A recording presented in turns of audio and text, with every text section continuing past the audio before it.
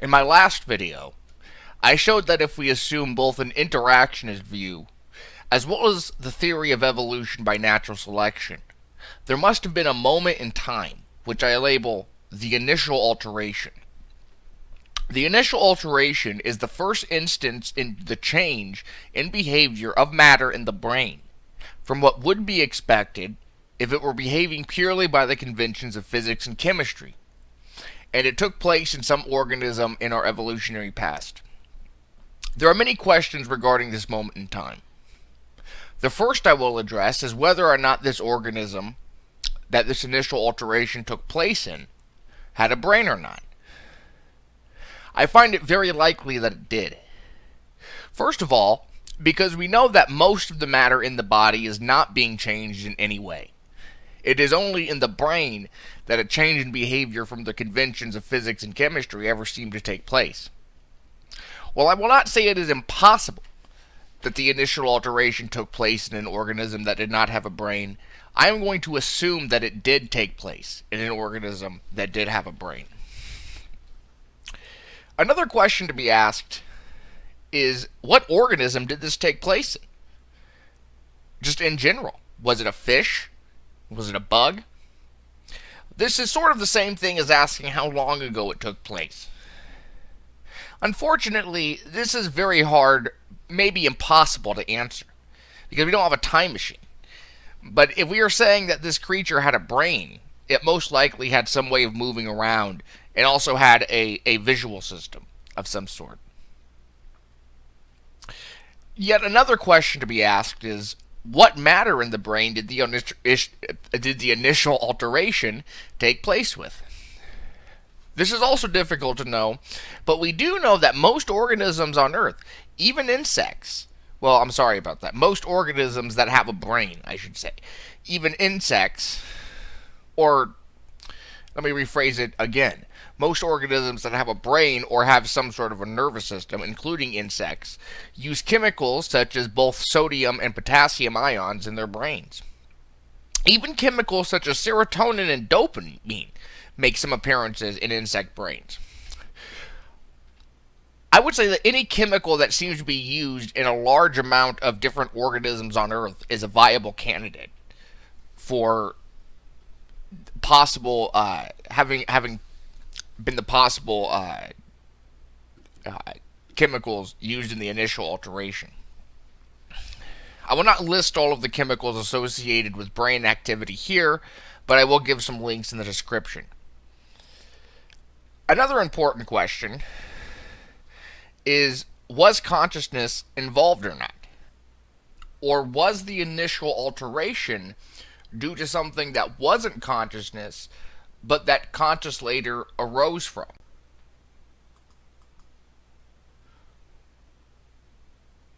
One might be tempted to lean towards the first position, because the causal agent behind the initial alteration is something we are familiar with and know exists. The other idea has been discussed, though. Bertrand Russell wrote about what he called proto-phenomenal properties. A summary of this view is that proto-phenomenal properties are special properties that are not phenomenal, but that can collectively constitute phenomenal properties, perhaps when arranged in the right structure. Now, Bertrand Russell himself was not an interactionist, because interactionism is part of dualism. Russell was a monist. But I think that this view of proto-phenomenal properties, maybe not the exact view, but a very similar view, can be translated over to the interactionist position. Just specifically, the idea that consciousness arose from a smaller scale phenomenon. But here we would be saying that this phenomenon causally affected matter in the brain in a way that changed its behavior had it been governed by the conventions of physics and chemistry. Now, what I want to bring your attention in one of my previous videos, I went over what I called were 4 essential concepts for analyzing interactionism from an evolutionary perspective. Now, I won't go over all of those. I will display them on the screen now. But I want to bring your attention to the third one, that it is more than one or two objects which are working together to create and reacting to the mind. Okay. So the contrary to this is that it would just be one or two objects in the brain, one or two electrons or one or two neurons, whatever scale we're going to go to, that are working together to create our entire consciousness. And the reaction to our entire consciousness takes place within one or two objects. That would seem absurd. So I'm pretty comfortable with that assumption.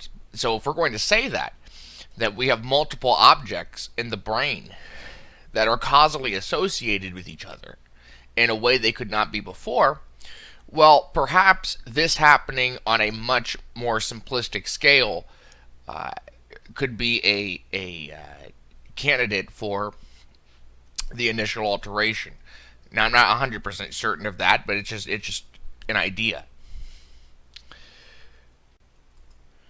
But I think the idea that consciousness arose from a smaller scale phenomenon and that the initial alteration took place with the causal agent behind it was a more simplistic phenomenon that consciousness and even subjective experience later arose from is more consistent with the smaller scale interactions of matter that the initial alteration would seem to imply, because whatever change in matter there was, whatever happened during the initial alteration, it could not have been too radical to have not been utilized by that organism's brain in some way.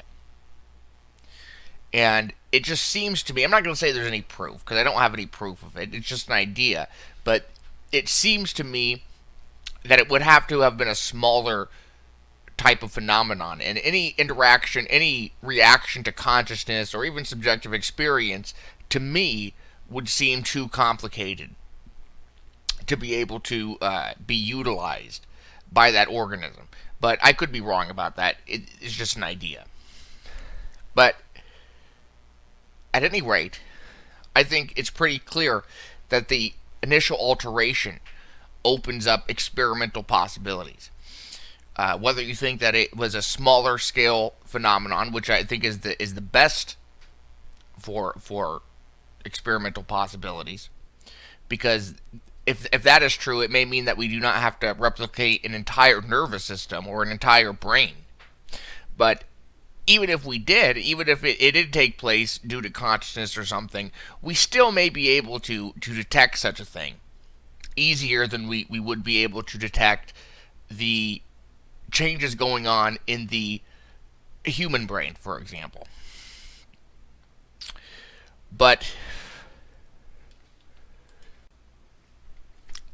if we were to do so, maybe looking at the brains and nervous system of insects would be a good inspiration, because, again, the fact that it's the initial alteration, it's the very first, means that it probably happened some time ago.